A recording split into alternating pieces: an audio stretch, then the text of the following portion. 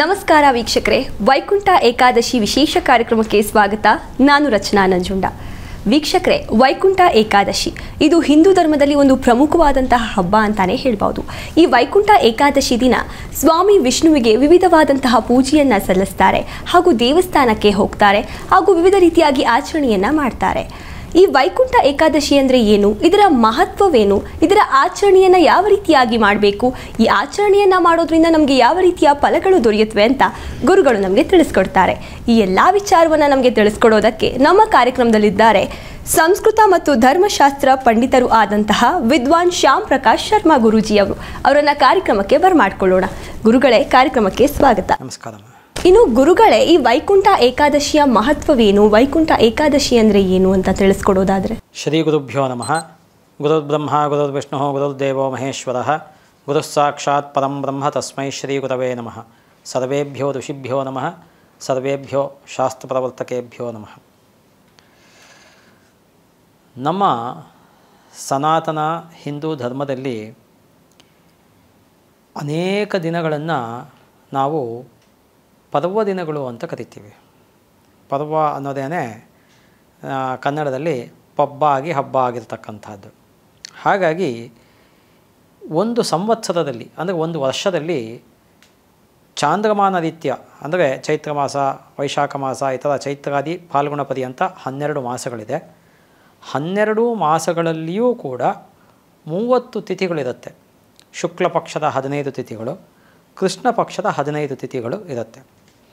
ಈ ಶುಕ್ಲ ಪಕ್ಷದ 15 ತಿಥಿಗಳಲ್ಲಿ ಮತ್ತು ಕೃಷ್ಣ ಪಕ್ಷದ 15 ತಿಥಿಗಳಲ್ಲಿ 11ನೇ ದಿನ ಅಂದರೆ ಪ್ರತಿಪತ್, ದ್ವಿತೀಯ, ತೃತೀಯ, ಆಡು ಭಾಷೆಯಲ್ಲಿ ಪಾಡ್ಯ, ಬಿದಿಗೆ, ತದಿಗೆ, ಚೌತಿ, ಪಂಚಮಿ ಅಂತ ಹೇಳ್ಕೊಂಡು ಹೋಗ್ತೀವಿ. 11ನೇ ದಿನ ಏಕಾದಶಿ ತಿಥಿ ಅಂತ ಆಗುತ್ತೆ ಶುಕ್ಲ ಪಕ್ಷದಲ್ಲಿ. ಅದೇ ಥರನೇ ಕೃಷ್ಣ ಪಕ್ಷದಲ್ಲಿ 11ನೇ ದಿನ ಏಕಾದಶಿ ತಿಥಿ ಅಂತ ಬರುತ್ತೆ. ಈ ಏಕಾದಶಿ ತಿಥಿ ಅನ್ನತಕ್ಕಂಥದ್ದು ಭಗವಂತನಾದಂತಹ ಮಹಾವಿಷ್ಣುವಿಗೆ ಸರ್ವಶ್ರೇಷ್ಠವಾದಂತಹ ದಿವಸ. ಇದು ತುಂಬ ಜನ ಏನು ತಪ್ಪು ತಿಳ್ಕೊಂಡಿದ್ದಾರೆ ಅಂದರೆ, ಇದು ವೈಷ್ಣವರು ಮಾತ್ರ ಮಾಡಬೇಕಾಗಿರ್ತಕ್ಕಂತಹ ಒಂದು ಉಪವಾಸ ವ್ರತ, ಇದನ್ನು ಬೇರೆ ಯಾರು ಮಾಡಬೇಕಾಗಿಲ್ಲ ಅಥವಾ ಬೇರೆಯವ್ರಿಗೆ ಇದು ಕಂಪಲ್ಸರಿ ಇಲ್ಲ ಅನ್ನೋ ಅರ್ಥದಲ್ಲಿ ಜನ ತಿಳ್ಕೊಂಡಿದ್ದಾರೆ, ವೈಷ್ಣವರು ಅಲ್ಲದೇ ಇರತಕ್ಕಂಥದ್ದು. ಆದರೆ ಈ ಒಂದು ಏಕಾದಶಿ ವ್ರತ ಅನ್ನತಕ್ಕಂಥದ್ದು ಏನಿದೆ, ಈ ಏಕಾದಶಿ ವ್ರತವನ್ನು ತ್ರಿದಿನ ವ್ರತ ಅಂತ ಕರಿತೀವಿ ನಾವು ಶಾಸ್ತ್ರದಲ್ಲಿ. 3 ದಿನಗಳ ವ್ರತ ಇದು. ಹೇಗೆ 3 ದಿನ ಅಂತ ಹೇಳ್ತು ಅಂದರೆ, ದಶಮಿ ತಿಥಿನಲ್ಲಿ ಮಧ್ಯಾಹ್ನ 1 ಊಟ ಅಷ್ಟೇ, ಮತ್ತು ಇನ್ನೇನೂ ಇಲ್ಲ. ರಾತ್ರಿಗೆ ಕೈಲಾಗದೇ ಇರತಕ್ಕಂಥವ್ರು ಫಲಾಹಾರ ಮಾಡ್ಕೋಬಹುದು. ಮಾರನೇ ದಿನ ಏಕಾದಶಿ ದಿನ ನಿರಾಹಾರ, ಅಂದರೆ ಏನು ಆಹಾರ ಸೇವನೆ ಮಾಡೋ ಹಾಗಿಲ್ಲ. ಇದು ಪ್ರತಿ ಏಕಾದಶಿಗೂ ಕೂಡ ಅಪ್ಲೈ ಆಗ್ತಾ ಇರ್ತಕ್ಕಂಥದ್ದು, ನಾನು ಹೇಳ್ತಾ ಇರ್ತಕ್ಕಂಥದ್ದು. ಕೇವಲ ವೈಕುಂಠ ಏಕಾದಶಿಗೆ ಅಥವಾ ಪ್ರಥಮ ಏಕಾದಶಿ ಅಂತ ನಾವೇನು ಕರಿತೀವಿ ಈ ಜ್ಯೇಷ್ಠ ಮಾಸ, ಆಷಾಢ ಮಾಸಗಳಲ್ಲಿ, ಅಲ್ಲಿ ಮಾತ್ರ ಅಲ್ಲ ಇದು ಅಪ್ಲೈ ಆಗುವಂಥದ್ದು. ಪ್ರತಿ ತಿಂಗಳ 2 ಏಕಾದಶಿ, ಒಂದು ವರ್ಷಕ್ಕೆ 24 ಏಕಾದಶಿ ಬರುತ್ತೆ. ಅಧಿಕ ಮಾಸ ಬಂದರೆ ಇನ್ನೆರಡು ಎಕ್ಸ್ಟ್ರಾ ಆಗುತ್ತೆ. ಇಲ್ಲ ಅಂದರೆ ಸಾಮಾನ್ಯವಾಗಿ ಸರ್ವೇ ಸಾಧಾರಣವಾಗಿ ಜನರಲ್ಲಾಗಿ 24 ಶುಕ್ಲ ಪಕ್ಷದ 1, ಕೃಷ್ಣ ಪಕ್ಷದ 1, 12 ಮಾಸ, 12 24 ಏಕಾದಶಿ ಆಗುತ್ತೆ. ನಮ್ಮ ಶಾಸ್ತ್ರಗಳಲ್ಲಿ ಈ ಏಕಾದಶಿ ವ್ರತಕ್ಕೆ ಪ್ರತಿಯೊಂದು ಮಾಸದ ಪ್ರತಿ ಪಕ್ಷದ ಪ್ರತಿ ಏಕಾದಶಿ ವ್ರತಕ್ಕೂ ಕೂಡ ಒಂದೊಂದು ಹೆಸರುಗಳಿದೆ. ಇದು ತ್ರಿದಿನ ವ್ರತ ಹೇಗೆ ಅಂದರೆ, ಅದನ್ನು ಹೇಳ್ತಾ ಇದ್ದೆ ನಾನು. ದಶಮಿ ದಿನ ಮಧ್ಯಾಹ್ನ 1 ಹೊತ್ತು ಊಟ, ಏಕಾದಶಿ ದಿನ ನಿರಾಹಾರ, ಮತ್ತು ದ್ವಾದಶಿ ದಿನ ಮಧ್ಯಾಹ್ನಕ್ಕೆ 1 ಹೊತ್ತಿನ ಊಟ. ಈ 3 ದಿನಗಳು ಸೇರಿ ಮಾಡತಕ್ಕಂತಹ ಒಂದು ಆಚರಣೆಗೆ ಅಥವಾ ಕರ್ಮಕ್ಕೆ ಏಕಾದಶಿ ವ್ರತ ಅಂತ ಕರಿತೀವಿ ನಾವು. ಈ ಏಕಾದಶಿ ವ್ರತ ಅನ್ನತಕ್ಕಂಥದ್ದು ಬ್ರಾಹ್ಮಣ, ಕ್ಷತ್ರಿಯ, ವೈಶ್ಯ, ಶೂದ್ರ ಅನ್ನತಕ್ಕಂತಹ ವರ್ಣಗಳ ಜಾತಿ ಅಲ್ಲ, ವರ್ಣಗಳ ಭೇದವಿಲ್ಲದೆ ಎಲ್ಲರೂ ಕೂಡ ಆಬಾಲ ವೃದ್ಧ ಪರ್ಯಂತ 8 ವರ್ಷದ ಮೇಲ್ಪಟ್ಟಂತಹ 80 ವರ್ಷದ ಒಳಗಿರ್ತಕ್ಕಂತಹ ಅನ್ನೋದು ಶಾಸ್ತ್ರದಲ್ಲಿ ಹೇಳುತ್ತೆ. ಸಾಮಾನ್ಯವಾಗಿ ಕೈಲಾಗ್ತಕ್ಕಂಥದ್ದು 80 ವರ್ಷದ ಮೇಲಿರೋದು ಬೇಕಾದ್ರೆ ಮಾಡ್ಬೋದು, ಅದು ಅವರವರ ಆರೋಗ್ಯದ ಸ್ಥಿತಿಗತಿಗಳಿಗೆ ಬಿಟ್ಟಿರ್ತಕ್ಕಂಥದ್ದು. ಹಾಗಾಗಿ ಎಲ್ಲರೂ ಕೂಡ ಮಾಡಲೇಬೇಕಾದಂತಹ ವ್ರತ ಏಕಾದಶಿ ವ್ರತ. ಈ ಏಕಾದಶಿ ವ್ರತ ಸರ್ವಶ್ರೇಷ್ಠ ವ್ರತ ಅಂತ ಶಾಸ್ತ್ರಗಳಲ್ಲಿ ಉಕ್ತ ಆಗಿದೆ. ಯಾಕೆ ಅಂದರೆ, ಸಾಮಾನ್ಯವಾಗಿ ನಾನು ಆವಾಗಲೇ ಹೇಳ್ದಂಗೆ ಈ ಏಕಾದಶಿ ವ್ರತ ಅಂತ ಹೇಳ್ತಾ ಇದ್ದಂಗೆ ಇದು ವೈಷ್ಣವರಿಗೆ ಅಂದರೆ ವಿಷ್ಣುವನ್ನು ಪ್ರಮುಖವಾಗಿ ಯಾರು ಆರಾಧನೆ ಮಾಡ್ತಾರೆ ಅವ್ರಿಗೆ ಮಾತ್ರ ಇದು ಅಂತ ಅಂದ್ಕೊಂಡಿರ್ತಾರೆ ಜನಗಳು. ಅದು ಆ ಥರ ಹೇಳಿಲ್ಲ ಶಾಸ್ತ್ರದಲ್ಲಿ. ಯಾಕೆ ಅಂದರೆ ವೈಷ್ಣವರಾಗಲಿ, ಶೈವರಾಗಲಿ, ಶಾಕ್ತರಾಗಲಿ, ಗಾಣಪತ್ಯರಾಗಲಿ, ಇನ್ನು ಯಾರೇ ಆಗಲಿ ಎಲ್ಲರೂ ಕೂಡ ಈ ಏಕಾದಶಿ ವ್ರತವನ್ನು ಖಡಾಖಂಡಿತವಾಗಿ ಕಂಪಲ್ಸರಿಯಾಗಿ ಮ್ಯಾಂಡೇಟರಿಯಾಗಿ ಆಚರಣೆ ಮಾಡಬೇಕಾದ್ದು ಪ್ರತಿ ತಿಂಗಳಲ್ಲೂ ಕೂಡ. ಈಗ ಸದ್ಯಕ್ಕೆ ಬರ್ತಾ ಇರತಕ್ಕಂಥದ್ದು ವೈಕುಂಠ ಏಕಾದಶಿ ಅನ್ನೋ ಒಂದು ಹೆಸರನ್ನು ಆಡುಭಾಷೆಯಲ್ಲಿ ಪಡ್ಕೊಂಡಿದೆ. ಯಾಕೆ ಆಡುಭಾಷೆಯಲ್ಲಿ ಪಡ್ಕೊಂಡಿದೆ ಅಂತ ನಾನು ಹೇಳ್ತಾ ಇದ್ದೀನಿ ಅಂದರೆ, ನಾನು ಅಷ್ಟೂ ಪುರಾಣಗಳನ್ನು 18 ಅಲ್ಲ 19 ಪುರಾಣಗಳನ್ನು ಕೂಡ ಆಮೂಲಾಗ್ರವಾಗಿ ಎಲ್ಲ ಶ್ಲೋಕಗಳನ್ನು 4,35,000 ಶ್ಲೋಕಗಳನ್ನು ಕೂಡ ಸತತವಾಗಿ ಅಧ್ಯಯನ ಮಾಡಿ ಸಂಶೋಧನೆ ಮಾಡಿರ್ತಕ್ಕಂಥವನು. ಅದರಲ್ಲಿ ಪದ್ಮಪುರಾಣದಲ್ಲಿ ಬರ್ತಕ್ಕಂಥದ್ದು ಈ ವಿಚಾರ. ಈ ಏಕಾದಶಿ ವ್ರತದ ವಿಚಾರನೇ ಹೆಚ್ಚು ಕಮ್ಮಿ 100 ಪುಟಗಳಿಗಿಂತ ಜಾಸ್ತಿ ತೊಗೊಂಡೋಗಿದ್ದಾರೆ. ಏಕಾದಶಿ ವ್ರತದ ವಿಚಾರ, ಏಕಾದಶಿ ವ್ರತದ ಮಹಿಮೆ, ಚಾತುರ್ಮಾಸ್ಯ, ಅಶೂನ್ಯ ಶಯನ ವ್ರತ, ಇದೆಲ್ಲವೂ ವಿಷ್ಣುವಿಗೆ ಸಂಬಂಧಪಟ್ಟಂತಹ ಒಂದು ವ್ರತಗಳು. ಅದನ್ನೆಲ್ಲ ತೊಗೊಂಡು ಹೋಗಿದ್ದಾರೆ ಅಲ್ಲಿ. ಹಾಗಾಗಿ ಏನಾಗುತ್ತೆ ಅಂದರೆ ಆ ಒಂದು ಮಹಾಗ್ರಂಥದಲ್ಲಿ, ಅಂದರೆ ಪದ್ಮಪುರಾಣ ಅಂತ ನಾನು ಏನು ಹೇಳಿದೆ, ಅಲ್ಲಿ ಹೇಳಿರ್ತಕ್ಕಂಥ ಲೆಕ್ಕಾಚಾರದಲ್ಲಿ ವೇದವ್ಯಾಸರೇ ಸಾಕ್ಷಾತ್ ಭಗವಂತನ ಅವತಾರವೇ ಆಗಿರ್ತಕ್ಕಂತಹ ವೇದವ್ಯಾಸರು ಹೇಳಿರ್ತಕ್ಕಂತಹ ಒಂದು ವಿಷಯ ಅಥವಾ ವಿಚಾರ ಇದು. ಏನು ಅಂದರೆ, ಈಗ ಫಾರ್ ಎಕ್ಸಾಂಪಲ್ಲು ಚೈತ್ರ ಮಾಸದ ಶುಕ್ಲ ಪಕ್ಷದ ಏಕಾದಶಿ ಅನ್ನೋದಕ್ಕೆ ಕಾಮದ ಏಕಾದಶಿ ಅಂತ ಇದೆ.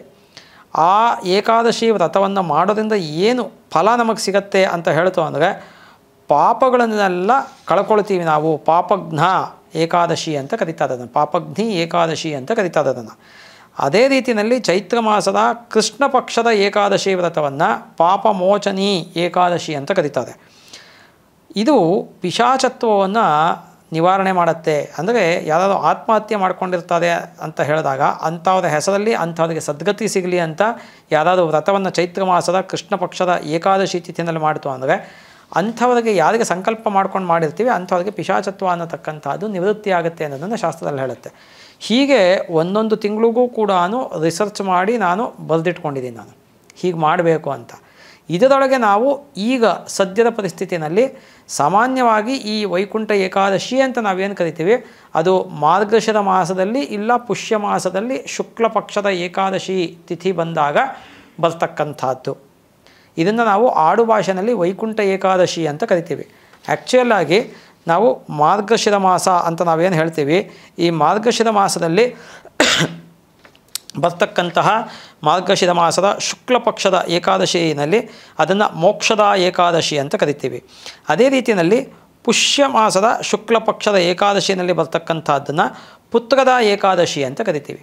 ಸಾಮಾನ್ಯವಾಗಿ ಇದು ಮಾರ್ಗಶಿರ ಮಾಸದಲ್ಲಿ ಬರುತ್ತೆ. ಅದರಿಂದ ಮೋಕ್ಷದ ಏಕಾದಶಿ, ಮೋಕ್ಷ ಅನ್ನತಕ್ಕಂಥದ್ದು ಪರಮಾತ್ಮನಾಗಿರ್ತಕ್ಕಂತಹ ಶ್ರೀಮನ್ ನಾರಾಯಣ ಕರುಣಿಸ್ತಕ್ಕಂಥದ್ದು. ಹಾಗಾಗಿ ಆ ನಾರಾಯಣನ ವಾಸಸ್ಥಾನ ಬಂದು ವೈಕುಂಠ.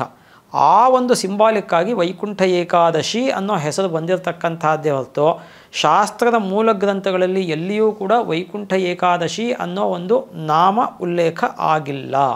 ಇದನ್ನು ಬಹಳ ಸ್ಪಷ್ಟವಾಗಿ ನಾನು ಜನಗಳಿಗೆ ಸ್ಪಷ್ಟಪಡಿಸ್ತಾ ಇದ್ದೀನಿ. ಆಡುಭಾಷೆಯಲ್ಲಿ ವೈಕುಂಠ ಏಕಾದಶಿ ಅಂತ ಬಂದಿದೆ. ಯಾತಕ್ಕೆ ಬಂದಿದೆ ಅಂದರೆ ಇದೇ ಕಾರಣಕ್ಕೆ. ಸಾಕ್ಷಾತ್ ಶ್ರೀಮನ್ ನಾರಾಯಣ ವಾಸ ಮಾಡತಕ್ಕಂತಹ ಲೋಕ ವೈಕುಂಠ ಲೋಕ ಆದ್ದರಿಂದ ಆ ವೈಕುಂಠ ದ್ವಾರ ಉತ್ತರಾಯಣಕ್ಕೆ ಸಮೀಪವಾದಂತಹ ಶುಕ್ಲ ಪಕ್ಷದ ಏಕಾದಶಿ ತಿಥಿನಲ್ಲಿ ವೈಕುಂಠ ದ್ವಾರ ಓಪನ್ ಆಗುತ್ತೆ. ಅದಕ್ಕೆ ನೀವೆಲ್ಲ ದೇವಸ್ಥಾನಗಳಿಗೆ ಹೋಯಿತು ಅಂದರೆ ದೇವಸ್ಥಾನದ ಉತ್ತರ ದಿಕ್ಕಿನಲ್ಲಿ ಇರತಕ್ಕಂತಹ ಬಾಗಿಲನ್ನು ನಾವು ವೈಕುಂಠ ದ್ವಾರ ಅಥವಾ ಸ್ವರ್ಗದ್ವಾರ ಅಂತ ಹೇಳಿ ಜನಗಳು ಅಲ್ಲಿ ಒಳಗೆ ಹೋಗ್ತಕ್ಕಂಥದ್ದನ್ನು ಕಾಣಬಹುದು ನಾವು.